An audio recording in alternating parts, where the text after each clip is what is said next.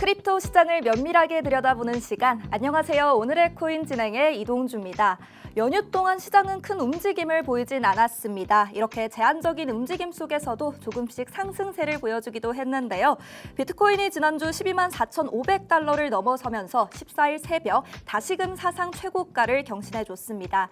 하지만 이내 같은 날 발표한 미국의 7월 PPI 지수가 시장 예상치를 크게 상회해주면서 그 충격의 여파로 비트코인이 12만 달러 선을 결국 내주고 말았습니다. 반면 알트코인 단에서는 상승세를 조금씩 엿볼 수 있었는데요. 시장에선 어떤 흐름 이어갈지 오늘의 코인 끝까지 함께 하시면서 여러 전략들 꼼꼼하게 살펴가시길 바랍니다. 먼저 전거래일 마감했던 미증시 상황부터 체크해 보겠습니다. 3대 지수 일제히 혼조 마감한 모습 살펴볼 수 있었습니다. 먼저 다우존스 지수의 경우 0.08% 강보합권에 마감하는 모습 확인할 수 있었고요. S&P 500 지수와 나스닥 지수 각각 0.29% 그리고 0.4% 빠지면서 보합권 내에서 움직임을 보이는 모습이었습니다. 먼저 다우존스 지수의 경우 유나이티드 헬스클럽의 급등에 힘입어 개장 초 장중 사상 최고치를 경신하기도 했습니다. 하지만 이후 상승분을 대부분 반납해주는 모습이었는데요. 시장에서는 전반적으로 미국과 러시아의 정상회담에 대한 불확실성을 가져가는 분위기였습니다. 여기에 미국 소비자들의 심리 악화가 향후 기업 실적에 대한 우려로 이어졌고요. 또 트럼프 대통령이 고율의 반도체 관세 계획을 발표한다고 밝히자 그 여파로 기술주가 하방 압력 강하게 받아가는 모습이었습니다. 그래도 9월 금리 인하에 대한 기대감은 여전한 것으로 보입니다. 그렇다면 크립토 시장으로 한번 넘어가 보겠습니다. 어떤 이슈들이 있었는지 헤드라인 통해서 함께 살펴보겠습니다. 오늘은 두 가지 밈코인들에 대한 전략들 함께 살펴볼 예정인데요. 먼저 도지코인 그리고 시바이누 순으로 차례대로 살펴보도록 하겠습니다. 먼저 첫 번째 도지코인부터 살펴보도록 하겠습니다. 현재 도지코인의 가격 전일 이 시간 대비해서는 2% 넘는 상승률 보이고 있습니다. 하지만 지난 목요일에 이 생산자 물가지수가 발표된 이후 낙폭의 절반 정도만 회복해준 모습인데요. 나타나려던 강세 흐름이 무너진 것이 아니냐라는 우려의 목소리가 나오고도 있지만 아직 강세 채널 안에서 움직임을 가져가고 있다는 분석 나와주고 있습니다. 한 암호화폐 분석가는 도지코인 가격의 기술적인 흐름이 지난 2023년 10월부터 상승 추세를 계속해서 이어오고 있다라는 분석 내놓아줬는데요. 주요 저항선은 0.47달러 그리고 0.74달러 순으로 이어질 것으로 보입니다. 만약에 이 강세 모멘텀이 이어진다면 2.55달러까지도 도달할 수 있다는 분석 나와줬습니다. 도지코인은 현물 ETF 신청도 진행 중인 만큼 이 기관 투자자들의 유입 가능성까지 들어와주고 있는데요. 이렇게 가격 상승에 힘을 실어줄 수 있다는 전망 나와주고 있습니다. 현재 자리에서 주요 저항선을 돌파하는 모습을 보여줄 수 있을지 함께 지켜보시면 좋을 것 같습니다. 다음으로 두 번째 이슈도 함께 만나보겠습니다. 두 번째 이슈의 경우 도지코인은 상승세의 무게가 크게 실리고 있는 반면 이 시바이누로는 다소 아쉬운 평가들이 이어지고 있습니다. 시바이누의 가격 차트에서 데드크로스가 발생한 건데요. 이 때문에 단기적인 반등에 힘을 잃었다라고 보는 시각들이 대부분입니다. 여기에 데드크로스뿐만 아니라 이 헤드앤숄더 패턴까지 같이 형성되면서 여러모로는 기술적인 약세가 예상되는 시점인 건데요. 늘 시바이누의 발목을 잡았던 토큰 소각률은 오히려 급등했음에도 불구하고 수요 자체에 대한 개선이 일어나지 못하고 있다는 평가가 나와주고 있습니다. 과연 네트워크 성장이 회복세를 보이면서 새로운 전망을 가져다 줄 수 있을지 또 전해지는 시바이누의 분석들도 잘 체크해 보시면 좋을 것 같습니다. 이렇게 살펴볼 수 있었던 두 가지 이슈들 먼저 만나봤습니다. 그렇다면 현재 시장의 분위기도 한번 살펴봐야 할 텐데요. 전일 이 시간 대비해서 비트코인 0.23% 내려주는 모습이었습니다. 현재 11만 7,427달러 선 유지해주고 있는데요. 계속해서 비트코인의 경우 11만 8천 달러 선에서 이 박스권 내에서 움직임을 오가는 모습입니다. 계속해서 단기 정체 보이면서 횡보 흐름 이어가지고 있는 모습입니다. 반면 이더리움의 경우 0.69% 올라주면서 4,456달러 선 기록해주고 있고요. XRP는 소폭 빠지는 모습 보여주고 있습니다. 솔라나 같은 경우에는 190달러 선을 돌파한 이후 강세장 계속 이어가지고 있는데요. 여전히 소폭 올라주면서 190달러 선 유지해주고 있는 모습입니다. 그 외에도 살펴볼 것은 이 A단인데요. 4.77% 계속해서 오름폭 키워내주고 있는 모습입니다. 마지막으로 가장 눈에 띄었던 상승세죠. 바로 링크인데요. 있는데요. 두 자릿수 상승세 이어가주고 있으면서 이 알트코인 단에서의 상승세를 엿볼 수 있었던 시장의 흐름이었습니다. 현재 모멘텀은 조금 제한적이지만 이 알트코인의 강세와 ETF에 대한 기대감이 시장을 떠받쳐주고 있습니다. 추가 상승 국면에 들어설 수 있을지 전문가님과 함께 자세한 이야기 나눠보도록 하겠습니다. 잠시 후 전문가님과 함께 다시 돌아오도록 하겠습니다. 그럼 오늘의 코인 가자!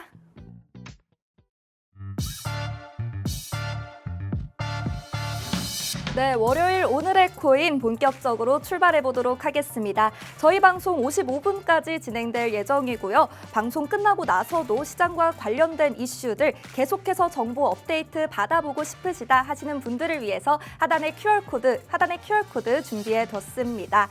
이 QR코드 스캔해서 입장하시면서 저희 방송 끝난 직후부터 전문가님의 전략 24시간 동안 계속해서 받아보실 수 있는데요. 지금 바로 스캔하셔서 정보방에 입장해 주시기 바랍니다. 그렇다면 오늘 저와 함께할 전문가님 이제 모셔보도록 하겠습니다. 오늘은 다니엘 전문가님과 함께합니다. 전문가님 안녕하세요. 네, 안녕하십니까. 네, 인사 먼저 부탁드리겠습니다. 네, 안녕하세요. 시그널 드림의 심리 매매의 달인 다니엘 이사입니다. 자, 다들 연휴 잘 보내셨는지요? 연휴 동안에 코인에 대해서 좀 주가가 좀 요동치는 분위기였기 때문에 좀 심란한 마음이겠지만 또 이번 주에 볼 수 있는 또 시장에 대한 분위기를 통해서 코인에 대한 심리 매매의 관점으로 또 어떻게 대응을 해야 되는지 오늘 영상 끝까지 시청하셔서 또 도움 되시기 바라겠습니다. 네, 시장에서 현재 비트코인이 11만 8천 달러 박스권 선에서 계속 횡보를 이어나가고 있는 모습이고요. 또 방금 전에 시장 상황 만나보니까 이제 11만 7천 달러 선으로 하락 진입하기도 했습니다. 트럼프 대통령의 관세 여파로 이 미국의 7월 PPI 지수가 시장 예상치를 크게 상회하면서 이 비트코인도 그 타격을 면치 못한 모습이었습니다. 맞습니다. 이 상황에서 우리가 어떤 부분 또 체크해야 하는지, 어떤 전략 세워야 하는지 오늘 전문가님과 함께 꼼꼼하게 살펴보는 시각 가져야 될 것 같습니다. 하단에 있는 QR코드 스캔하시면요. 계속해서 정보방 입장해 주시면 전문가님의 전략 방송 끝난 직후부터 24시간 동안 계속해서 만나볼 수 있으시니까요. 지금 바로 스캔하셔서 정보방 입장해 주시면 감사하겠습니다. 일단 시장과 관련된 이야기 먼저 나눠보도록 하겠습니다. 네. 이 트럼프 대통령이 전 세계를 대상으로 계속해서 관세를 부과하고 있고 현재 품목 관세에 대한 부과까지 계속해서 고율의 관세를 예고해주고 있는데 이 관세를 통해서 미국이 지금 어떤 전략을 취하고 있는 걸까요? 네, 제가 그래서 지금 가장 화두가 되고 있는 관세 전쟁인데요. 미국이 지금 최소 15%의 관세를 때리면서 전 세계 경제가 지금 현재 새로운 국면에 접어들고 있습니다. 문제는 단순히 이 관세에 대한 관세율이 올랐다가 아니라 그로 인해서 이 환율에 대한 전쟁, 투자 심리에 대한 변화, 그리고 우리가 투자하고 있는 이 코인 시장에 줄줄이 영향을 받고 있는 시점입니다. 네. 그래서 오늘 이 내용들, 이 네 가지에 대한 관점을 토대로서 우리가 어떻게 좀 대응을 하고 결국에는 코인 시장에 미치는 영향을 통해서 이 심리 매매의 관점을 통해 오늘도 챕터별로 좀 준비를 했으니까 끝까지 시청을 해 주시겠고요. 자, 가장 먼저 미국의 전략부터 보시겠습니다. 자, 미국의 전략, 이 관세로 시작된 새로운 게임이 펼쳐지고 있는데요. 이번에 미국이 협상에서 최소한 15%의 관세를 끝내 포기하지 않으면서 우리 제품 사려면은 너희들 15% 무조건 내야 된다라는 거예요. 그러면은 다른 나라들한테 이렇게 요구를 하는 거겠죠. 첫 번째는 이 시장을 개방을 해야 된다. 너네들 시장 개방해라. 그리고 미국 제품이 쉽게 너희 시장에 침투할 수 있도록 시장을 개방을 원한다. 자, 두 번째는요. 대미 투자죠. 미국에 투자를 해라. 공장을 짓고 자금을 투입해서 미국의 산업을 살려야 된다는 뜻입니다. 세 번째는요. 에너지 구매에 대한 압박인데요. 미국산 에너지, LNG, 이 가스 같은 미국 에너지를 대량으로 사라는 거예요. 자, 그렇게 되면은 미국이 하고 싶은 건 단순합니다. 내 물건은 비싸지만 무조건 사주고 거기서 번 돈을 다시 미국에 재투자해라. 이게 지금 미국이 원하는 그림이거든요. 본질은 미국 제조업을 살리고 달러에 대한 힘을 더 강하게 만드는 겁니다. 이제부터는 관세 있는 세상을 우리가 좀 적응해야 된다라는 거겠고요. 자, 그러면은 우리가 이런 질문이 생깁니다. 관세가 실제로 경제에 어떤 영향을 미칠지 같이 보시면요.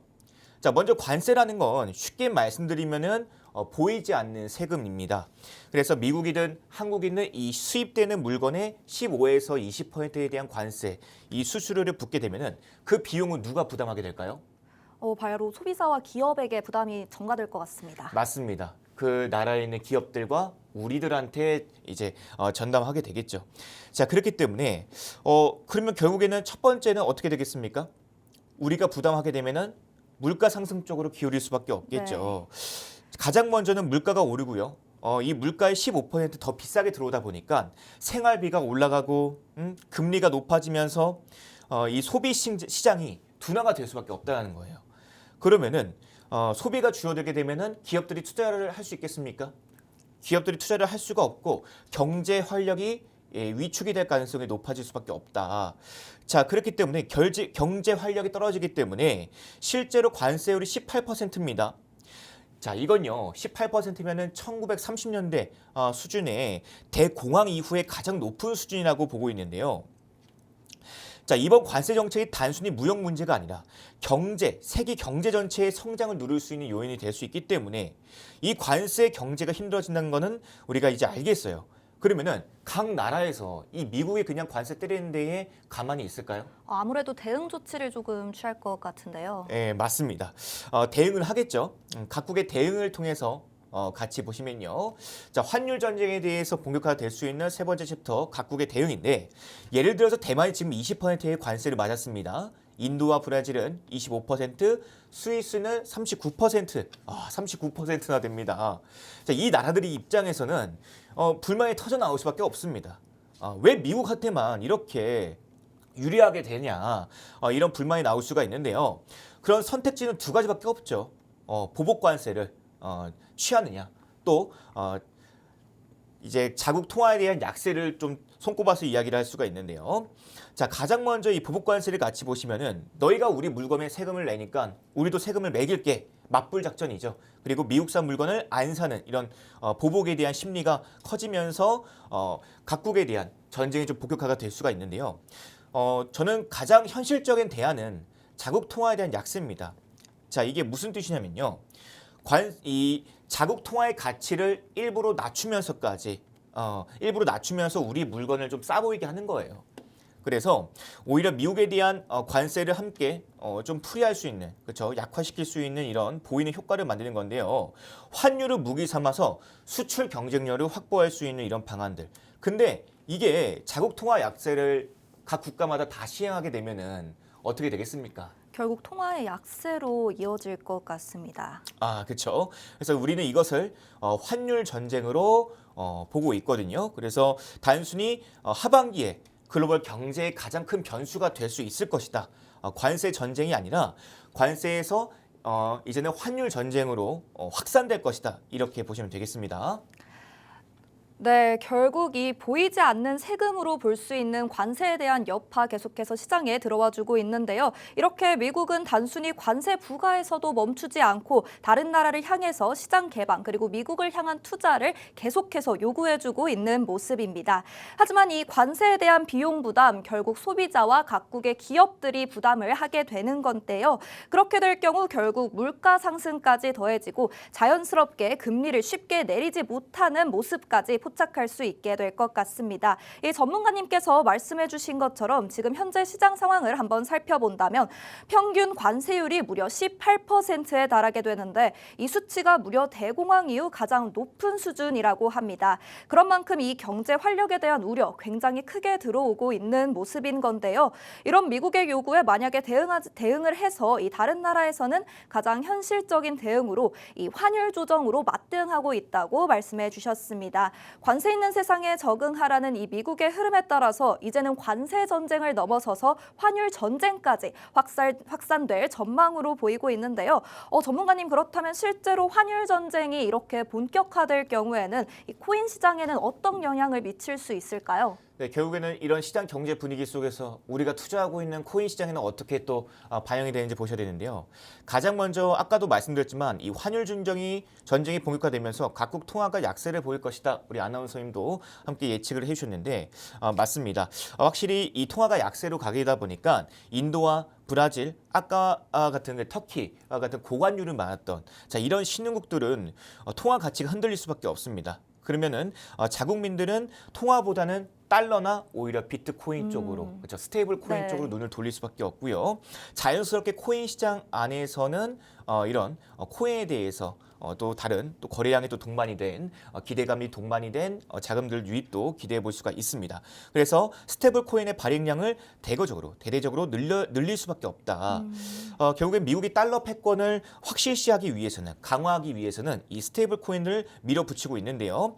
달러 기반의 스테이블 코인에 대한 발행이 늘어나면서 코인 시장에 대한 유동성이 확대될 수밖에 없고요. 지금 이 시장에 있는 불확실성도 확실히 우리가 알고 있는 이런 주식시장, 채권과 같은 전통시장보다는 대안자산에 눈을 돌릴 수 있는 네. 부분들이 있습니다. 그래서 특히 코인은 아직까지 변동성이 좀 크지만 이 위험자산 중에서도 성장성 있는 자산에 이제 투자들이 눈을 돌릴 수밖에 없고요. 자, 결국에는 이 심리 매매에 대한 관점을 통해서 심리매매에 대한 특징을 통해서 경제 뉴스가 부정적으로 쏟아질 때마다 오히려 공포가 극대화되면서 코인 쪽으로의 시장에 좀 눈을 돌릴 수밖에 없다. 코인으로 돈이 몰린다. 자, 이때가 저는 오히려 기회라고 보고 있습니다. 그래서 심리매매에 대한 사이클을 통해서 같이 보시면요. 계속적으로 지금 부정적인 뉴스가 나오고 있죠. 최근에도 러시아하고 미국과의 회담이 결렬됐다. 네. 코인 쪽으로의 좀 흔들릴 것이다. 이제는 상승분이 다 나왔다 같은 이런 악의적인 뉴스가 나오면서 공포를 극대화시키고요. 오히려 저는 코인 시장 안에서의 저점 매수 기회가 되지 않을까. 오히려 이런 사이클을 더 빠르게 만들 수 있는 기회가 되지 않을까 보고 있습니다. 네, 환율 전쟁은 곧 통화의 약세로 이어진다 이렇게 말씀해 줬습니다. 통화의 가치가 흔들린다면 결국 시장의 시선은 이 자국 통화가 아닌 달러 그리고 비트코인, 스테이블 코인으로 향하게 될 텐데요. 관세 전쟁이 본격화되면서 실제로 투자자들은 전통 자산이 아닌 이렇게 대안 자산에 눈을 돌리는 모습 저희가 직접 확인할 수 있었습니다. 물론 변동성이 크다는 인식이 시장에 여전하지만 그래도 성장성 있는 자산으로 코인이 계속돼서 평가되고 있는데요. 현재 관세 그리고 환율 전쟁이 만들어낸 불확실성이 앞으로는 이 코인 시장에 대한 자금 유입이 조금 확대될 것으로 보인다는 그런 심리적 시그널까지 확인할 수 있었습니다. 그렇다면 전문가님께서는 이 시장의 심리를 역이용해야 한다고 항상 말씀해 주시는데요. 지금 시장은 어떤 심리를 품고 있는지 한번 알아봐야 할 것 같습니다. 전문가님 지금 시장은 혹시 어떤 흐름일까요? 네, 저는 항상 이제 시장에 대한 심리 분석을 통해서 볼 때는 이 공포 탐욕 지수를 가장 많이 활용을 하고 있는데요. 자, 0에 가까울수록 공포 구간이고요. 그리고 100에 가까울수록 이 초록색에 갈수록 극단적인 이 탐욕 구간입니다. 지금까지 이 탐욕 구간에 올 때마다 조정이 났기 때문에 자, 이번에도 탐욕 구간을 찍고 내려왔어요. 자, 게이지는 지금 57에 와 있는데요. 실제로 이 57이라는 것은 중립 구간에 와 있다는 네. 겁니다. 지금 시장은 공포도 아니고 탐욕도 아닌 구간으로서 중립이니까 일단은 어느 방향으로 가도 우리가 이상하지가 않다. 근데 심리도 하나의 추세 라인을 그려서 보시면은 자, 아직까지 어떤 부분들이 있겠습니까? 자, 지금까지 찍고 왔기 때문에 조금 더 이 자리 안에서 흔들릴 수 있는 구간 보이거든요. 네. 그래서 심리적인 부분에서도 이 자리 안에서의 다시 한 번 더 방향성을 결정할 수 있는 중요한 중립 구간에 와 있고요. 어느 구간으로 빠지든 올라가든 간에 이상하지 않은 자리에 와 있습니다. 자, 근데 우리가 보시면은 한 달 전만 해도 탐욕 구간에 와 있던 만큼 단기적인 이 저항 구간을 맞고 내려왔기 때문에 쉬어가는 구간을 필요하다. 숨 고르기 중에 있다라고 보시면 되겠습니다. 지금은 무리한 베팅보다는 현물 관리, 그렇죠? 현물 위주로의 비중 관리가 필요한 시점입니다. 네, 현재 시장의 흐름을 살펴볼 수 있는 이 공포 탐욕 지수 전문가님과 함께 살펴봤습니다. 지금 현재 시장을 살펴보시면 공포도 아니고 탐욕도 아닌 딱 중립 상태다라고 이렇게 바라보고 있는데요. 하지만 이 중립 상태라고 해서 단순히 별일이 없다라고는 바라볼 수 없겠습니다. 여전히 불안정한 시장에 있어서 투자자들의 심리는 짧은 기간 내에서도 이렇게 극단에서 크게 오가는 모습까지 확인할 수 있었는데요. 현재는 대외적인 변수가 더욱 크게 다가오고 있습니다. 그렇기 때문에 이 관망의 심리가 시장을 지배하고 있는 상황인 만큼 더욱더 무리한 베팅보다는 현물 위주의 비중 관리가 필요하다고 이렇게 말씀해 주셨습니다. 네, 그렇다면 시장의 심리 함께 파악해봤다면 이제 실시간 시장 분위기 한번 살펴보면 좋을 것 같은데요. 네, 맞습니다. 네, 현재 일봉 차트상에서 어떤 움직임 보이고 있을까요? 자, 현재 일봉 차트상에서는 지금 아까도 말씀드렸지만 이 심리 그쵸? 공포 탐욕 지수에 대한 그 갭 보시잖아요. 그 갭에 대한 기간만큼 차트도 똑같은 패턴을 보이고 있습니다. 실제로도 제가 가장 중요하게 여기는 있는 이런 빗각에 대한 추세들을 봤을 때 아직까지 이 빗각에 대한 관점을 통해서 보시면은 지금 이 자리에 대한 갭, 기간에 대한 갭이 보이실 겁니다. 네. 이 기간에 대한 갭을 채우고 나서 방향성을 결정할 것이다 말씀드렸으니까 지금 무리한 매매보다는 계속적으로 말씀을 드리고 있죠. 방향성을 결정하기 전까지는 우리가 어느 정도 비중을 좀 축소하는 부분들이 가장 대응에 대한 전략이 맞다. 그리고 제가 저번 주, 그쵸? 저저번 주죠. 방송에서 출연했을 때 차트입니다. 자, 보시면은 제가 그때 어떻게 말씀드렸습니까? 110K에서 120K의 지지를 이 저점에 대한 구간들을 확인을 받은 다음에 다시 한번 더 차트를 돌릴 수 있는 강력한 힘을 낼 것이다. 이렇게 이 기회가 될 것이다 말씀드리고 나서 실제로 이 구간, 이 추세, 이 빗값뿐만 아니라 제가 이런 매물대에 대한 볼륨에 대한 이야기도 했었고요. 그리고 볼린지 지표들도 얘기하고 나서 실제로 어떻게 됐다?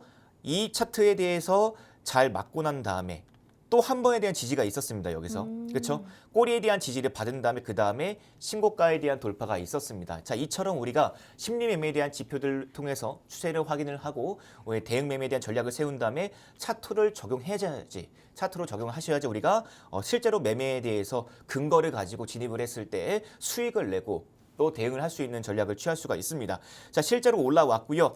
그래서 우리가 만든 이 자리, 신고가에 대한 자리들을 안 볼 수가 없습니다.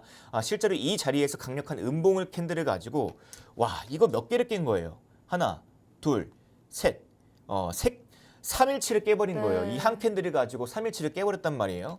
시장에서는요, 어느 정도에 대한 수익 실현, 단기 수익 실현에 대한 물량들과 함께 이 자리에서에 대한 저항 구간을 만들었기 때문에요. 이 저항에 대한 돌파를 통해서 다시 한 번 더 큰 시세를 낼 수 있는 자리를 올 것이다. 이렇게 보시면서요.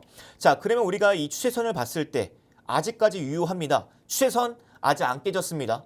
아직 안 깨졌고 기간에 대해서 아직 기간에 대한 조정, 쉬어가는 숨고르 구간이 있듯이 저는 이 구간에 대해서 확실히 좀 지지를 받고 올라가는 이 기간을 보시는 게 좋습니다. 자, 그렇기 때문에 단기 눌림이 오더라도 115K에서 116K, 자, 제가 박스권을 설정해 놨는데요. 이 115에서 116K에 대한 이 자리에 대한 지지를 확인을 받는다면은 다시 한 번 더 이 신고가를 두드릴 수 있는 강력한 힘을 얻을 것이다. 이렇게 보겠고요. 112에서 124K를 다시 재돌파할 경우에는 신고가 랠리 기대해 볼 수 있습니다. 네. 네, 전문가님과 함께 일봉 차트 같이 살펴봤습니다. 지난 방송에서도 이 확실하게 지켜줄 수 있는 자리, 지켜주는 것이 굉장히 중요하다라고 말씀해 주셨는데요. 특히 115에서 116K 선에서 확실한지 그 여부가 핵심이라고 오늘 역시 말씀해 주셨습니다. 이 조정 구간, 숨고르기 구간이 있듯이 확실히 지지받고 올라갈 수 있는 구간 잘 확인해 보시면 좋을 것 같습니다. 더 자세한 전략 필요하다 하시면요. 하단에 있는 QR코드 스캔해 주셔서 입장하시면 이 정보방 안에서 계속해서 저희 정보 만나보실 수 있고요. 네, 오늘 저희가 준비한 내용은 여기까지입니다. 본 방송에서 제공해드리는 정보는 투자 판단에 대한 조언일 뿐 그 해당 자산의 가치 또는 상승 하락을 보장하지 않는다는 점 유의해 주시기 바랍니다. 저희는 내일 이 시간에 다시 찾아뵙도록 하겠습니다. 시청해주신 여러분 고맙습니다.